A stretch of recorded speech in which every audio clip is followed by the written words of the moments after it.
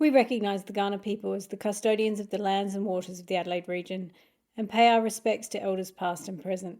We acknowledge and respect the Kaurna people's cultural, spiritual, physical and emotional connection with their land, waters and community, and we extend that respect to all Aboriginal and First Nations people.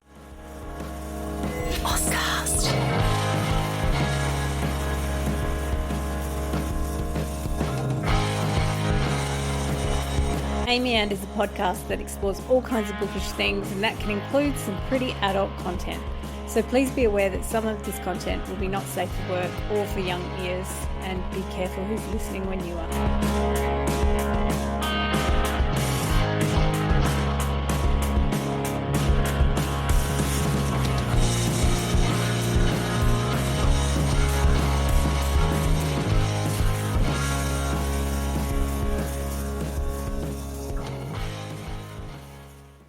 Hi, welcome back to Amy and I'm Amy Matthews, and I'm here today with Abby Guy. Hi.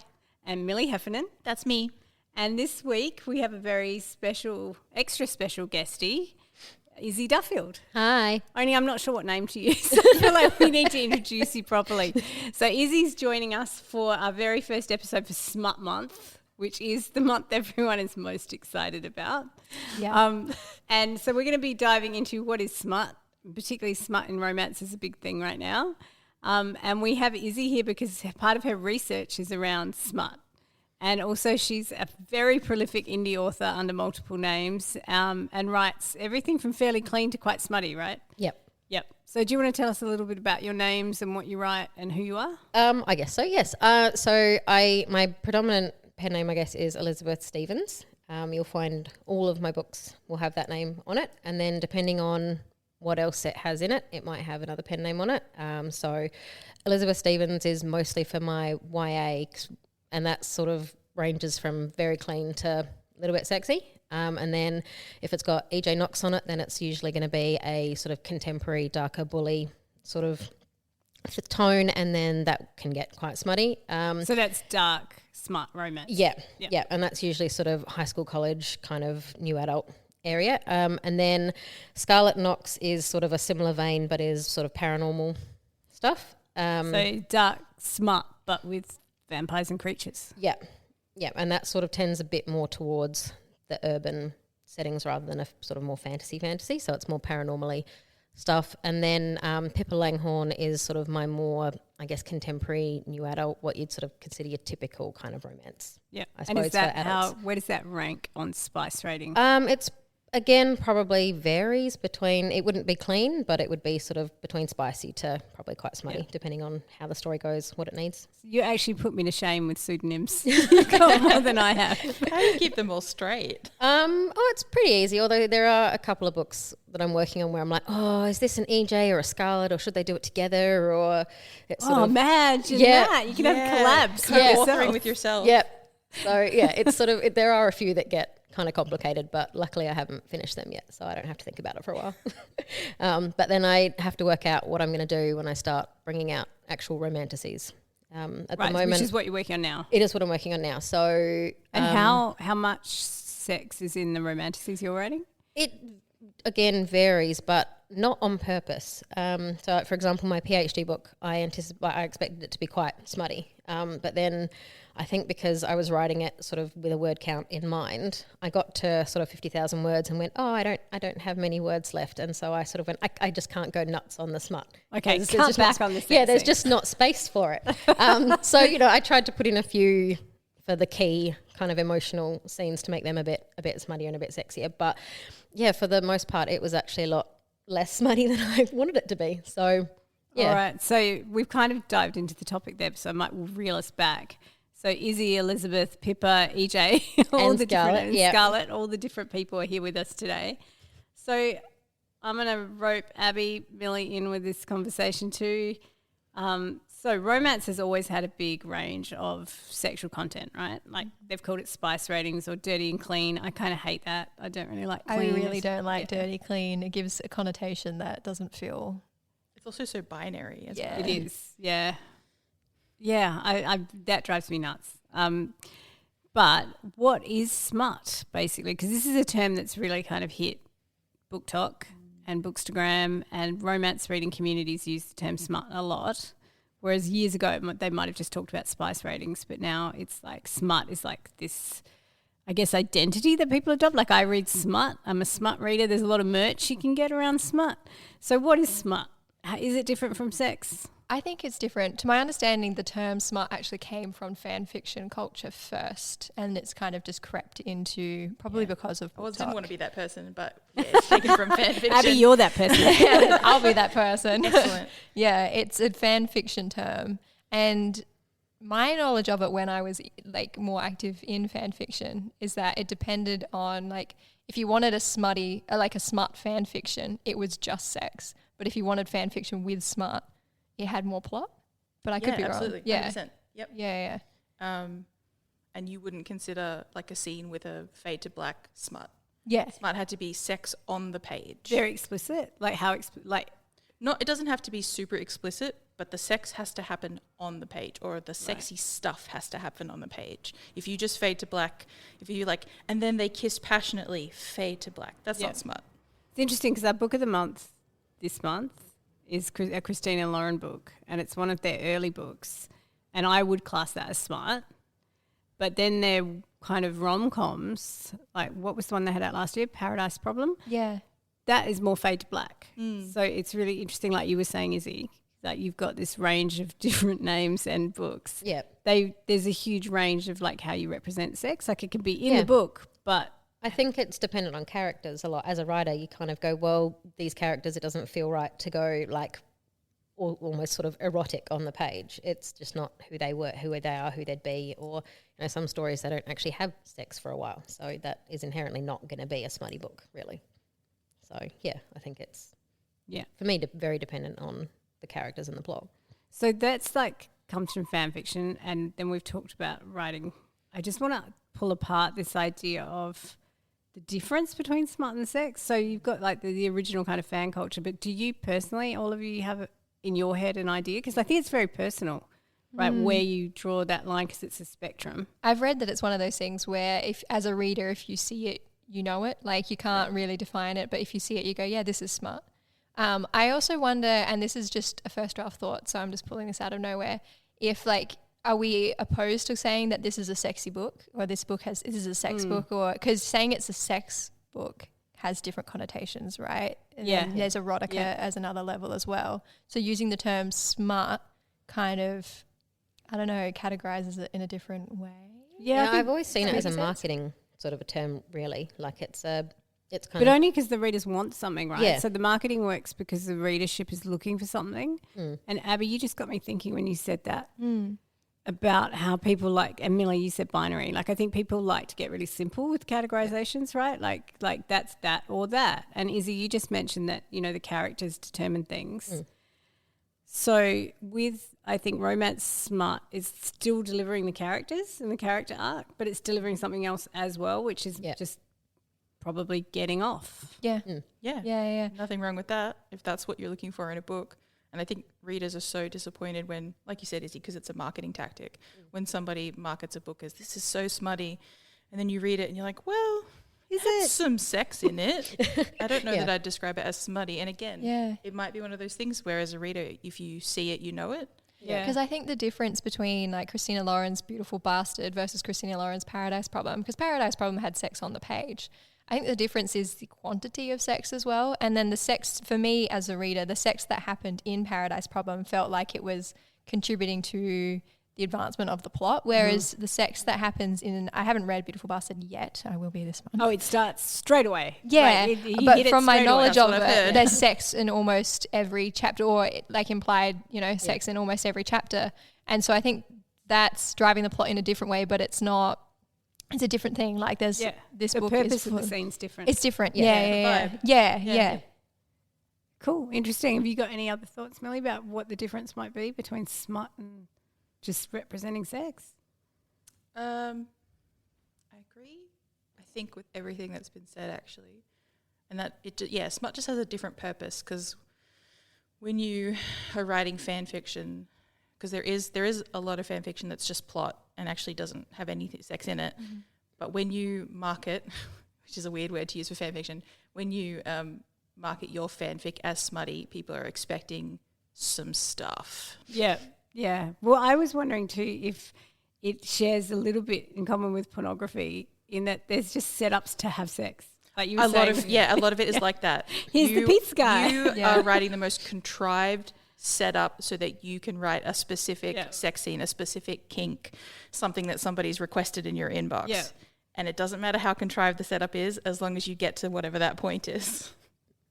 So we're actually here today to talk fantasy smart. Yes. So now we can get to the good stuff with the guys with the big wingspans, which is a thing. Yes. Yeah. So I did finally buy Fourth Wing, which is on my bedside table, but I've been doing a lot of events lately and a lot of interviews, so I've been diving through other books, but it's sitting there waiting for me. Yep. I have read A Court of Thorns and Roses. Yep. And I have this to-be-read pile that is enormous where people have sent me a lot of romantasy. So I'm going to read it, but I need you guys to educate me today on what is the difference between like regular smut and romantasy smut. Because smut seems a big part of the romantasy genre. It is. Definitely. I would say there's not a huge difference. It's just the fantasy aspect is normally him. And I'm talking very het here because unfortunately romantasy in a lot of what I have read is het. And I think should be more I would say the majority of the trad published. Yes. Romantasy, fantasy. Is there a lot in indie though? Queer indie? There's not a lot. There's some, but there's not a lot. I find indie so overwhelming to dive into. It's a lot. Yeah. It is I need Rex for indie specifically. Days. Yeah. But normally talking in the trad het, unfortunate term, he is a fairy or he has a huge wingspan because he's a fairy with bat wings, which by the way, what's attractive about bat wings? But anyway, that's a whole nother topic. It's just vampires, you think? I think it's obviously connected to vampires. Yeah, when I first read it, I basically went, oh, it's werewolves and vampires again. Right. But that was a question I had for you, for you specifically, Izzie. Do you count paranormal fiction smut under romantasy? It's difficult, but I would say there is a line to be drawn depending on the setting. So if it's sort of a more contemporary urban kind of setting, then I would probably not call it romantasy smut. I would say romantasy is, at least at the moment, there's probably room for it to change as time goes on. But at the moment, there seems to be a very specific sort of delineation between romantasy being a more high fantasy kind of world and concept, whereas paranormal is still that sort of more urban-y. Yeah, low fantasy. It is interesting paranormal's having a rise now, though. I think, romantasy is a gateway drug to more romance. Well, I think what the readers are looking for in each genre is different. I think what the readers of paranormal, smart, are looking for is different to readers of romantasy smart. Yeah. Definitely. Yeah. That's great. Thank you. Yeah. Because even I say the darker romantasies, they still have that element of kind of, I guess, that whimsy and sort of fairy tale-ness to it, whereas the paranormal is, if it's still darker, it has that a grittier tone, I guess. Does that make sense? Yeah, it's always urban. So it sort of feels a bit different, I think. So that's interesting, the idea of the fairy tale, because that I haven't, as I said, haven't read much, but when I read A Court of Thorns and Roses, that's what struck me, is it's like it's taking this Disney kind of Beauty and the Beast world and then ramping it up and sexualizing it, and so it's got like this fantasy meets Disney princess vibe to me. Yeah, I would say. I mean, and especially early on, the beats hit very similar to like really old traditional Beauty and the Beast kind of translations and stuff. Yeah. I think there was definitely a bit of inspiration possibly coming through that, and I think so that really does also add another element of that sort of fairy tailiness to it. The Fourth Wing's different to that, right? Very different. Yeah. I think it all started, and this is probably backtracking, because you had the rise of Twilight at the same time you had the rise of 50 Shades of Grey. Yeah. And I think they were kind of coinciding semi. And so then when you get romantasy, you've kind of taken the smut of the 50 Shades of Grey and the paranormal of the Twilight and created a that kind genre. of coming of age sort of feel of Twilight, but with the That's so interesting because I wouldn't in the timeline of Twilight, 50 Shades of Grey, and paranormal has definitely been going strong since Twilight. I feel like vampires, werewolves, shifters, all that sort of stuff. And I wouldn't in my brain, I wasn't tying them in with romantasy. For me, romantasy, I feel like I've seen an uptrend of people maybe not necessarily reading Lord of the Rings, but embracing that kind of high fantasy style. Yeah. So I wonder if it's just a really big combination of all of that. Yeah. And I think, well, because Sarah J. Maas wrote, I think Court of Thorns and Roses was 2014 as well. Yeah, so it's a while ago. Yeah, it was a while ago. So I think people have just found it now through Book Talk. But it was sort of happening in a similar period of time. I also wonder if there's something around, once you bring in high fantasy, there's something around stepping away from reality. And, like dating, life and sex is complicated in the 21st century. It just is. And so it's sort of taking you to this pure fantasy world, whereas in paranormal, there's still links to the real. Yeah, you're still really rooted in that urban reality. Pun not intended. You still have to date the werewolf. Yeah. Whereas when you're involved with a fairy, kidnapped not by really the fairy dating. king. Yeah. Yeah. It's funny because did anyone else watch Labyrinth growing up? Yes. Yeah. I mean, we were just talking about this in my top 3 movies. Yeah. Obsessed. Because that has some of the vibes, right? Like the scary definitely. alpha Kidnapped, dude, the king who Yeah. kidnaps you and is obsessed with you even though you're too young, and it's all a bit coercive. That's where it started. It wasn't Beauty and the Beast. It was Labyrinth. I've never seen Labyrinth. Now I'm going to have to. Oh, Labyrinth is amazing. Labyrinth is Never great. seen it. Oh, I'm not a it's movie so good. watcher. So That's fair. this is going to be a trend. I know. I keep saying, why haven't you watched Anne of Green Gables yet? We need to watch it. I know. We'll just have movie watch all the new nights, stuff. really. I Maybe think we that's a need a great movie idea. club instead of a book club one month. I thought we should do a K-drama month, but that's a whole Yeah, other no, thing. you can. That's a We can whole definitely other do thing. K-drama month. I'm up for that. Yeah. Okay, so the other thing I want to bring up, thinking about escaping the real world, is it's really interesting, the heroes, I think. I mean, I've only heard about it and watching Book Talk and other things, but the heroes seem like a return to the pure alpha. I feel like there's a pretty clear trend, and I'm going to say this as someone who hasn't read as much romantasy as these other two, but even if you're just thinking about A Court of Thorn and Roses and Fourth Wing, and spoilers for anyone who hasn't read further than each of those first books, but the heroine of the books initially is is interested in, or it seems that she's going to be with the solid guy, the good guy, and then she goes for the bad boy every time. And then they villainize the other guy, the quote unquote good guy. Which kind of props up this other guy. Yeah. I have qualms with. Of course you do. Yes. You're not the only one. Yeah, mainly because obviously, and this is spoilers if you haven't read it, but by now, why wouldn't you? If you're into this sort of thing. But Tamlin is propped up to be a really bad guy by the time you get to the second book, and is replaced by Rhysand instead. But I think there's a trend of this guy's really terrible, so this guy must be better. But nobody looks at the fact that he's just as terrible. He's just slightly better than this guy. So that makes him better in what way? Like, what's better? A lot of what they are saying is because he gives the heroine more choice. He gives her more but not total choice. Yeah, it gives her more agency. Or if she does have total choice, I think it's a veneer of choice. I don't think she actually has the choice she thinks she has. But the quote bad boy, I feel like it always ends up being revealed that he was on the good side of like the world the whole time. Yeah. See, like he was fighting for the right side. That annoys me. So that was my problem with Rhysand, because I felt like I think I give them a little bit more slack than Abby does, because I felt like, particularly in the second one, they basically did turn him into the good guy playing it bad. So it was kind of like, we've taken the good guy and made him the bad guy, and now we've taken the bad guy and we've essentially made him the good guy. And for me, that lost well, see, I guess that's the difference in kind of our expectations and stuff, isn't it? Because which is a really interesting thing to what expectations you come into, particularly a romantasy, with. Then, like, that's what kind of sets up how you then view the plot and the characters and all that sort of stuff. So I kind of saw more of a flip in that. So for me, it was very much like, okay, yeah, fine, Rhysand is the better one, but I'm not happy about it. Like, can I ask then, is that because you want the bad guy to be the bad guy?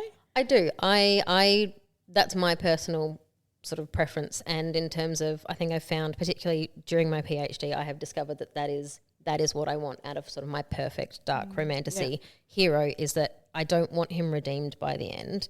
I still want him to be the bad guy doing bad things, but he will always do right by her. So is that the appeal then? That For me? Because I would love to know the appeal. Like, I'm really interested in what the appeal of a bad guy is. I think it's... as a woman in that world. For me, I think I've come to discover that it's kind of like playing out that fantasy that the world sucks, but I can find a safe space. I think. So it's, kind of like... If she ends up with the bad guy who stays the bad guy, does that make it dark romantasy? I think so. Okay. Yes. Yeah. Going further into the subgenres. There's so many of them. Yeah, it's the I'm sort of trying to look at it, not necessarily that certain things are dark and aren't, but you can have kind of levels of the aspects that create the darkness. So I might go into, say, ACOTAR and be like, I don't think this is that dark. Yeah. But a lot of people will, and I can see that there are the elements that I would say put in something else but ramp up to say this is dark. So you can kind of go, well, it is dark in the sense that it has these elements. And this is the interesting thing I think about Smut is about we have this fallback position of thinking of all text as aspirational, of having a moral kind of universe and a morally educative value, right?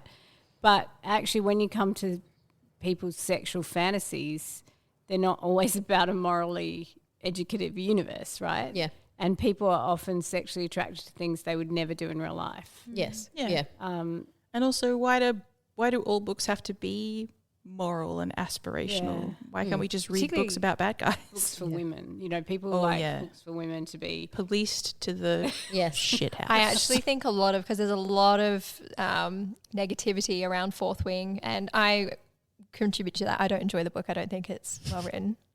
Sorry. That's okay. I want to hear about this later. Yeah. That's my opinion. But I do think there is so much negativity from other readers online, and there's I've noticed a switch on like BookTok especially of like litfic is kind of rising a little bit. That might just be what my algorithm is feeding me now. No, I agree. Maybe. Yeah. I agree though. Yeah. I feel like there's a real push, which is so weird because BookTok started as like we read these romance books and there's nothing wrong with that, but there's been this weird shift of not that smut is bad, but just that smut, it's almost like we've returned to smut is shameful. Yeah, there seems to be kind of this switch that's happening. And someone who doesn't like Fourth Wing, I think it's not incorrect, but I think we shouldn't be, we're just kind of reverting back wrong to criticism of the why book.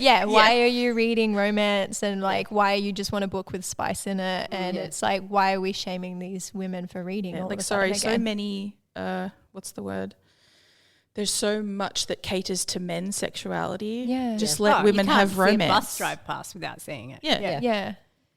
I think it's let women have smutty books of and talk about, And I mean, that's not the problem. Wetting their pants and stuff. Like men talk about all their sexuality all the time. Yeah. So when you were diving into writing romantasy, and Abby, you're writing kind of romantasy as well? Romantasy. Yeah. I feel like the romantasy people are going to dislike me for calling it romantasy. I don't know. Maybe fantasy with a romantic I've read subplot. a lot of your book, and I think it probably fits there, but what you're doing is challenging. Like I think what you're doing is re-envisioning how the hero could behave. Yeah. Which is and like you're writing, I don't think it changes it. What's the word? I don't know. Like he falls first. It's sweeter. It's just a sweeter version of a romantasy without casting a kind of dark hero. And I think that's what's interesting when you were talking about subgenre, Millie, is the idea that it's kind of calcified into a certain kind of romantasy. Yes. Well, because those romantasies do exist. I'm slowly finding them. They're just not popularized as much in trad as the other ones are, which is interesting to me on a social cultural level, why those ones are the most popular. Well, I think Smut's easy to sell, right? There's a tag you can stick on something and they know exactly what that is and what experience I'm going to get. But when you were designing yours and you can jump in here too, Abby, because I think you guys, you get along great and you're great friends, but you're writing completely different books. Oh, yeah. We have totally different opinions on this, but like it's in a good great way, to bounce like ideas and like compare notes and come up with criticisms for our own stuff. It's great. So I know you've talked about this a lot, but I'd love you to kind of think it through aloud for us. Like you really wanted a morally grey dark hero because that's, for you, that's the part of the joy of romantasy, right? Yeah. So can you talk us through what your ideal man is like in this book? I guess the main character specifically for, say, like my PhD book, he was not maybe quite as sort of, I guess, sort of what I'd say the perfect dark romantasy hero as I kind of expected. I tend to also do a he falls first kind of thing, but it's that very like Darcy-esque, I like you but I don't want to. Yep. Kind of, why do I have to like you? How dare you make me do this? Yeah, exactly. Basically, like, I'm extra angry at you now because I've fallen in love with you and you're annoying. I'm only angry with you because I love you. Exactly. So, but I think partly it depends on what kind of creature he is and what the sort of setup, I think, is to what how creatures it plays out. do you like? It varies. So I've been quite into sort of the very old style, like Irish mythology fairies for a very, very long time. Before I even discovered that Akatar existed, I was writing stuff and people would like send me, I think it was Throne of Glass. Someone sent me and went like, I think you might like this because it's got fairies in it. And I was like, oh, okay, I still haven't read it. I've got it, but I still haven't read it. But so that's one of the ones I really like because fairies are a really great conduit for the morally grey.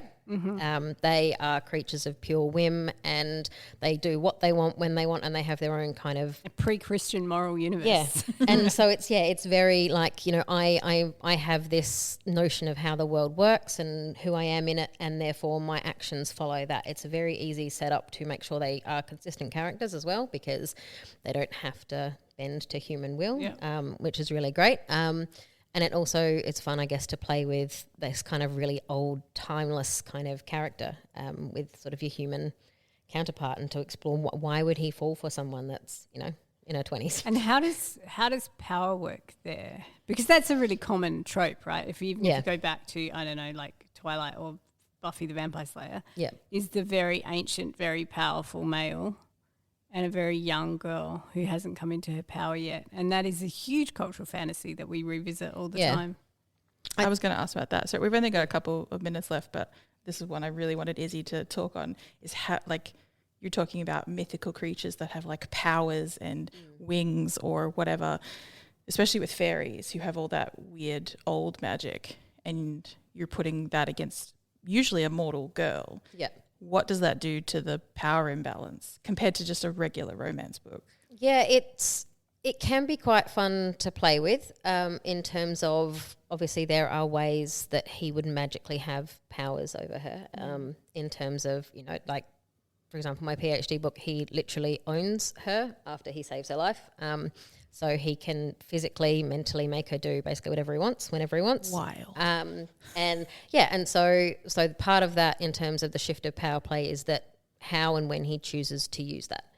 And by the end of it, whether he does choose to use it or not.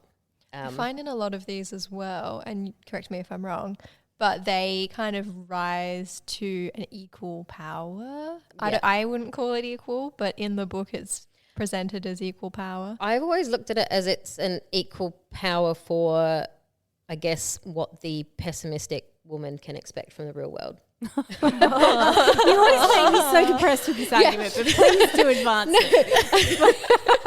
Because I just feel like watching the world at the moment, I'm like, oh God, I need to give you some recommendations where they have these men and it's still... You need Gilbert Blythe in your life. No, I know. It's a very pessimistic kind of, I grew up in the 90s view of it, I think. But it's, the idea is that they become relative equals by the end of it in various ways. So it could be that she somehow has powers of her own. It could just be on an emotional level that he is willing to do the whole, kneel at her feet kind of concept. They do that in Fourth Wing. She starts out as super petite, small, frail, but she's got hypermobility. Yes, yeah. And because of that, she's kind of put at a disadvantage, hasn't had as much training as everyone else going into this war college. And then slowly her training, her ability to throw daggers, the dragon that she acquires, or dragons, brings her up to a level of power that is viewed as more powerful than he is. Yeah. Do you think this is, thinking about fantasy and wish fulfillment, I know we're running out of time, but I'm not going to stop. Last question. Let's go. Make it count. It's too good. Do you think there's a kind of playing out there that as a woman in the world, you come out into society as a young girl with very little power, quite naive, and you are kind of put in a victim status in society quite early on. And then as you age and get educated and have experiences, you do kind of grow in power. I think so. Yeah, because they're quite ancient stories. Like they go back a long time, this idea of the young girl conquering something bigger and more powerful. Yeah. But what I was going to ask you is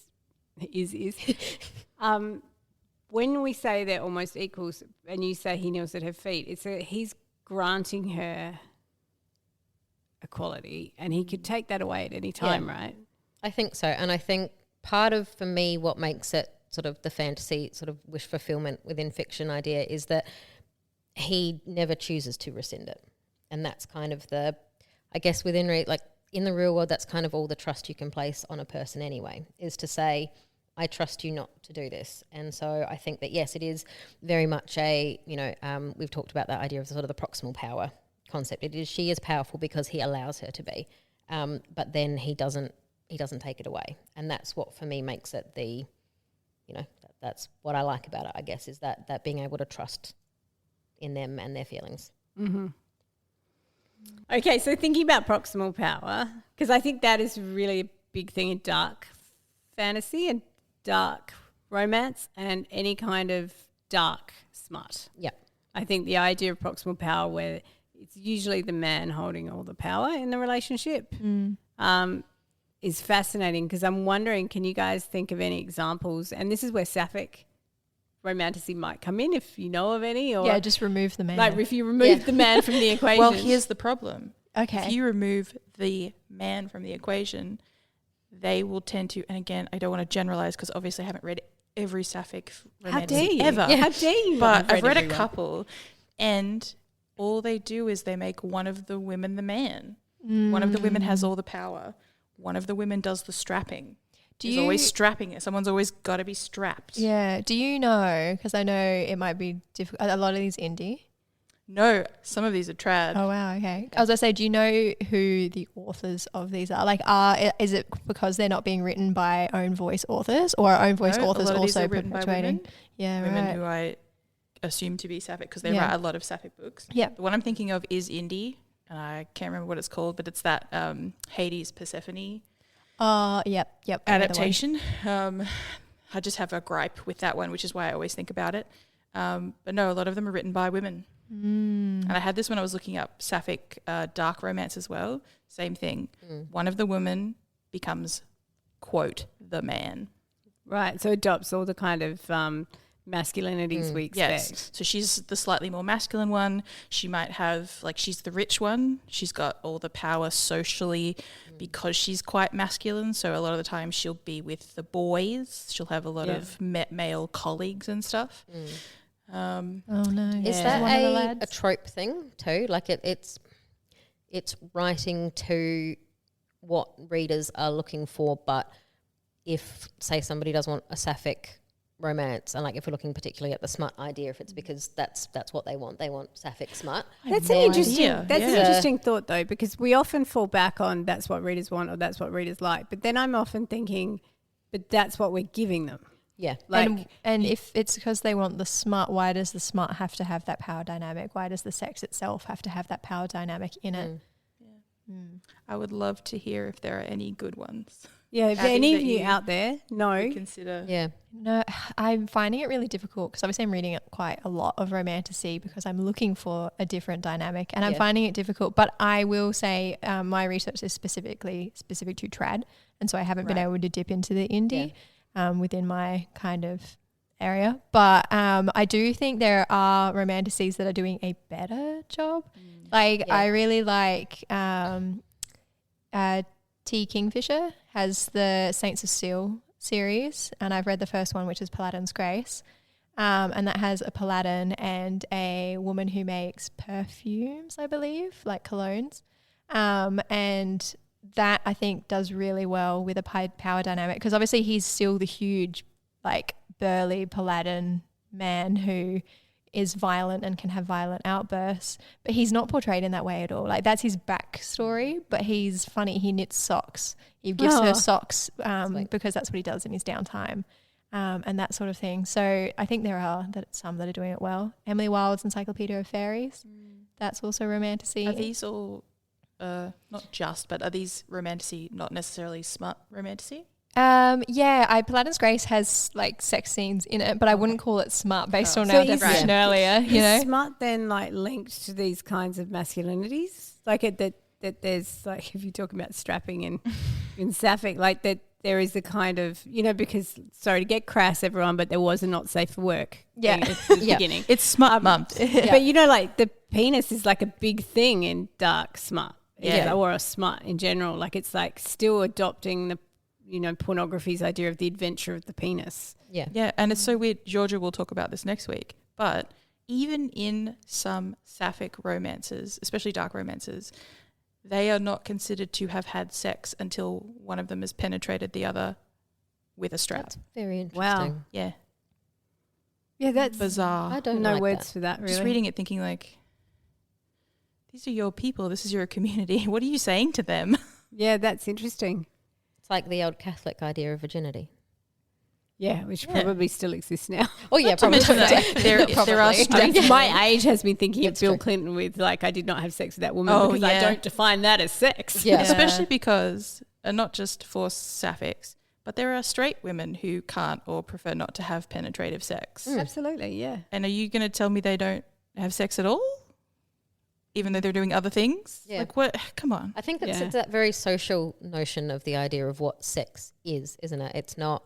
and as you say, like Georgia will be able to talk more about that next week, but it's very the idea of like sex is penetration, and that's like but penile penetration particularly. It's not anything else. Is not. So do we think this like if we're thinking about proximal power, if we're thinking about these kind of alpha males with massive wingspans, Wink, are wink. we thinking that the fantasy is a dominance fantasy? I think there's a lot of the concept of a dominance fantasy, and I think. At least, I mean, this is probably partly my research coming into play because it's just all I'm thinking about, the concept that this patriarchal society is, and this is where you find your safe space, and dominance plays into that in terms of you can enjoy those fantasies that you would never play out in real life because it's just not safe. But fantasy gives you but again, like I think there is a big division between fantasy and reality, right? Like a lot of us have fantasies, whether they're fiction fantasies or sexual fantasies that they're not things we want to do in real life. No. And there is the notion of consent with reading, right? Like you're consenting to read that book. You can close the pages at any time. Yeah. So that's like, sorry, this is off topic because it's not fantasy related, but there's been, to my understanding, there's been a lot of conversation around Deep End by Ali Hazelwood at the moment. Yeah. Because people are saying that it is a BDSM or like dips into BDSM. Yes. And then there's a lot of people saying this isn't dark, like what they're doing isn't much. But then, and I'm not educated on this, so I apologize if I'm like misspeaking, but the BDSM community is then saying, no, but this is what BDSM is. They're having a conversation about it. Yes. They're kind of, it's outside of the quote unquote norm of sex. Therefore it is engaging in that community. And then not only that, but then immediately conflating the BDSM as dark. Yeah, that's interesting. Because what Ali Hazelwood's doing is representing a kind of respectful, loving relationship where you're playing out a sexual fantasy. Yeah. But if you go and open a dark romance, that's a different fantasy. That's like you've already consented to enter the fantasy. Whereas this one is showing a couple doing a fantasy. And this one is in dark the romance. They're often participating in BDSM-like activities without talking about it first. Yes. Yeah. Whereas if you've got a book where the couple discuss it first, that's great. Thank God. Yeah. But I mean, wouldn't that ruin the fantasy if they were discussing it? Because the fantasy is not to be in a respectful relationship where you're playing. Depends what your fantasy is, I guess. guess. You're actually just entering the play, entering the dark romance. Which is why both of these genres exist. Yeah. Exactly. Read what you like. Yeah. And I think that's where the contract with the reader comes in as well, particularly with the darker romances, that there might be some dubious consent stuff towards the beginning, but you go into it with I guess sort of an acceptance of that, because by the end it will all be made, quote, okay. So there are certain elements that are sort of forgivable towards the beginning, and it depends then on your level of the darkness you enjoy, I suppose, in terms of what exactly that is. Yeah, because this is really interesting to me because we're talking a lot about like dark romantasy, but the examples we've used aren't dark romantasy. Yeah, exactly. A Court of I Thorns would and Roses argue- and Fourth Wing are not dark No. at all. I would also argue they're not particularly smutty. They're not smart. No, I would No. say that Fourth Wing itself, I haven't read Iron Flame or Onyx Storm, which I mean, apparently yeah. have more quote unquote smart in them. But the What? Fourth Wing No. itself has like Two? two sex scenes in it. And they're like in the last 5 chapters or something. I they're in think. the not last particularly third. lengthy. They're not lengthy. No, I still wanted to skip them, but they're not lengthy. Yeah. Most of the book is plot. But Yeah. we have read some as a group. Yeah, that- I just that can't are think of any. Quite dark. Well, we read that Oh, Guild oh, oh. series. Yeah. That's right. In our Guild- read group. And if you read I any have- Penelope Douglas, I would say that gets dark. Yeah. I mean, I think Guild's one of those ones that is difficult to count, not difficult to count as romantasy, but you have to look at then what you're As a defining. series, not an Because individual book. Yeah, the romantasy is the series, not just. But isn't that yeah. true of most of them? Like when we Not- talk Yeah, I was going about to say, A them. Court of Thorns and Roses, she doesn't end up with... No, but there's still a romance plot that Yeah, I plays love the out opinion from that beginning to romantasy end within I see what requires you're a saying. series Yeah. because that's Yeah. how long it takes to redeem the man. Yeah. Yeah. He just won't go down on that knee. See, yeah, I'm- they need several books because Yeah. the man needs that long of a redemption arc for everyone to be like, okay, yeah, he's good. Actually, It I has to found fit it was the also because the wingspan. fantasy plot keeps getting in the way, and you end up with a book that's like 250,000 words. When you're like, I can't do 250,000 words. I'm going to have to split this in half. Yeah. And it just naturally, because you've got so much plot in Yeah. it as well as the romance. But yeah, like for Guild, the main romance interest doesn't turn up till like the last chapter. So for me, that's where the difference lies. So there's a certain amount of, I guess, getting together and that kind of plot arc of the romance arc playing I'm out. going to say in the something first maybe ones. controversial, but I don't think Guild was particularly smutty either. No. No. There was a little bit of sex stuff at the start. But yeah, And but orgy. after that, there's none. There And is also, a she's big not orgy. involved in any of it. Yeah. The main heroine. Yeah, she's watching the orgy. She has sex, I think, like once. Yeah, And but it just made me the mad book because I'm itself pretty wouldn't be sure that she didn't classified get as off. And I was like, Oh, yeah, that's and it not wasn't on the okay. page, though, was No, it? it was sort of on the page, but it was Yeah. very kind of floated over. Yes. So it Can was I uncertain. maybe call out to our listeners and viewers, if you want to hit us up on our socials and let us know like some recs, like have you read some romantasy smut that you think is the heroine is really getting smutty and enjoying it?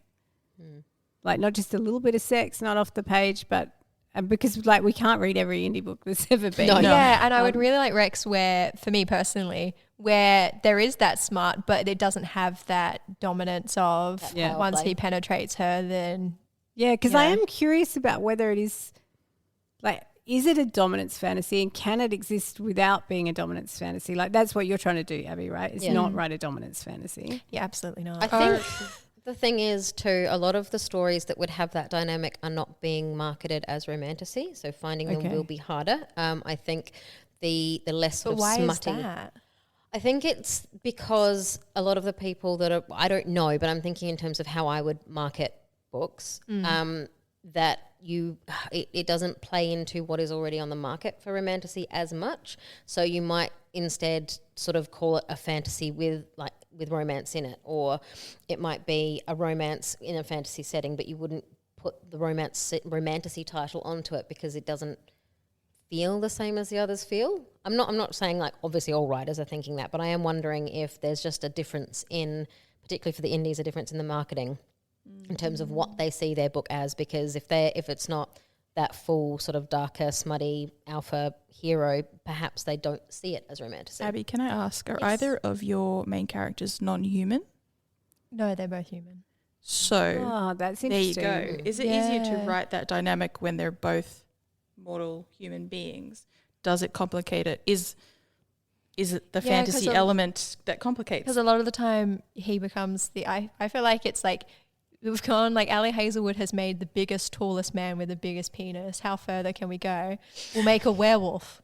Do you know And what I mean? Yeah, absolutely. Partly that's around, like I think also bringing in the creatures is interesting because it's like a text that says this, if I'm in a heterosexual relationship, the person I'm entering into a relationship with is alien to me, is completely other to me. Yes. Are there any books where she's the creature, he's the human? Plenty. Oh, I don't know about him being the human, but there are a lot of that she's the creature, and I think There's a lot where Fourth they're Wing, both they're both creatures. people. yeah, They're both people. They're both That's true. just people. That's true. yeah. Yeah. But I mean, But they have certainly, powers, I guess. certainly Yeah. vampire So they are and supernatural. girl is a big one. Yes. Yeah. Here's okay, you're leading me into a fun question now. Okay. Which is, if you were a romantasy heroine, Oh, cool. Yeah. what creature would you end up with? Oh, I just want a guy. You just want a guy Yeah. who has a dragon. But like He's just a guy with he a doesn't even need to dragon. ride the dragons. I am riding the dragons. What I if have he a was pet dragon and he's dragon just a shifter guy. and you got to ride He works him in as a your library. He's a librarian and Yeah. you turn up with your dragon. You're like, hey, guy, Yeah. come If for a I ride. was set in Fourth Wing, God forbid, I would be in the You would be rider a library, quadrant not and a he would be military a scribe. Yeah. Yeah, they have scribes. That's Yeah, what they he do, would be. yeah. Okay, you need to write me a just Oh, romance if Right. you, scene if you in read a fan library. fiction of Fourth You need Wing, to like, you need to like flip. Yeah. Please it's not have- me. Can I Power please have a dynamics, library one and you've like they fall in love over the Dewey Decimal System or something? That would be That would lovely. be fantastic. I was just about to sing the Dewey Decimal System. Yeah. All right, Millie. I guess, well, my favorite creature of the creatures are werewolves. So I feel like I would end up with a werewolf, even though I know that's Why? paranormal. What is the appeal of the werewolf? Doesn't have to be paranormal. True, that's true. It could be a werewolf Yeah. in a high fantasy setting. That's very true. I love the analogy. I'm not going to be able to describe this well because I didn't think about it beforehand. But I love the metaphor of the werewolf and the analogy of the werewolf and like having that secret and not being able to control. I guess it depends which mythos of werewolf you're going by. But full moon transformation werewolves and you can't help it and there's the beast inside and all that sort of stuff. But I also love werewolf mythos where it bleeds over during the month. And so they, they have heightened smell senses and that sort of stuff. Love werewolf. I wouldn't have picked that for you. That's really interesting. Cool. Yeah. What about you, Iz? God, can I have a harem? Yes. One of each. Why not? Surely With one of them's a reverse harem. fairy. There'd have to be a fairy, definitely, yes. I kind of like to do a bit of a Pokemon collect them all, to be honest. I like different I thought you were going to things. say Pokemon. And Yeah, I was me like, too. No. There is But an which area one? on AF Yeah. but Don't want to do a Pokemon, no. But I think there are elements to all of them that I like. And I've noticed in my writing lately, I've started playing with things that aren't specifically characters either. Mm-hmm. They're kind of an unknown element, which I quite like as well because you can just do whatever the hell you want then. Without having to explain yourself, which is lovely. do you like a shadow daddy? Oh, What they call 100%. them? 100% love a shadow daddy. Yeah. So it's more about what powers they have than what they are themselves. Yeah, probably. Yeah. Yeah. I mean, I agree with Millie. I do also like a werewolf. But I'm team vampire. yeah, I do. I like a vampire without the wings would be nice. Yeah, The bat wings. as The I bat said, wings. there's nothing attractive about bat wings. I mean, the retractability of them is nice because I just get hung up on the practicalities of if you've got these giant wings that you can't get rid of, and it's like that just limits where you can have sex. comfortably. Wings for humanoids have to be huge Yes. scientifically for them to be able to lift you off the ground. So your angel, your well, maybe not Yeah. fairy because they're magical, Yeah. but your vampire wings have to be huge. Talking about huge like wingspans. dragon shifters too. Like they've got I had to do the maths one time and it was ridiculous. I was like, if you why think do I about have to the do wingspan maths? of a bird compared to its Yeah. body, that's how big wings And then have I to was be on Daughter a of human. Smoke and Bone by Laini Taylor does a good job. Yes, Yeah, also your that's bones have true. to be hollow and stuff. Yeah. Yeah, I love writers when they get into the nitty gritty. yeah. No, it's insane that my brain goes, I can't have non-retractable wings or disappearing wings because it's just like this just. They knock Where do it they right go? over. Yeah, it's just that. You wouldn't want that's the valuables beauty around. of magic. It's just because I'm like, well, it just cuts out so many different sex positions. I have a book with It's retractable weird wings, but I clothes. won't tell you my answer to it. 'Cause What? I want to publish the book. Oh, okay. Yep. Don't want anybody to steal Everyone it. stay tuned enough. when Millie publishes this book. We'll Very all be exciting. there. Yep. I tell you what, I couldn't think because I don't think I want vampires or werewolves. I don't think I want anything beastly. I did. Did anyone ever see the Wim Wenders film Wings of Desire with the angels? No. It's so good. It's set in Berlin, and it's like I think there's like an American version called City of Angels with Nick. Oh, Cage with and Nick the Grant. Cage. Oh, Yeah. yes. I thought yes. The original one is like German and expression. It's beautiful, but it's this idea that there are these angels everywhere and they're just sitting on like the signs by rooftops, roads and they watch people and this one angel falls in love. It's a beautiful film. You should have watched that. I'll have one of those angels. The Nick Cage Yeah, film was that's- okay. It's okay. The ending is pretty like if you think it's a romance, you'll be yelling at the TV. Well, that's a good warning because I would get mad. Any more thoughts on romantically smart. I feel like we always just scratch the surface and we need to come back so on. much. We don't have time. The episodes aren't long enough to dive as deep into it. Get into that Facebook group and let's talk about romanticy. Yeah, please do join us on the Facebook group at Amy and Podcast. I always forget the end. At Amy and Podcast, and also follow us on our Insta at Amy and Podcast. And we will catch you next week where we're going to dive more into smut and contemporary rom-com and the difference between sex and smut. So thanks for joining us, Abby, Millie and Izzie. Bye. Bye.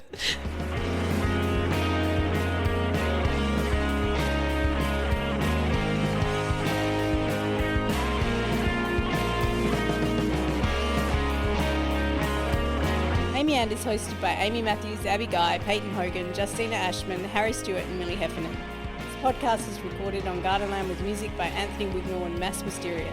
Our logos and branding are designed by Abby Guy. This episode was edited by Justina Ashman.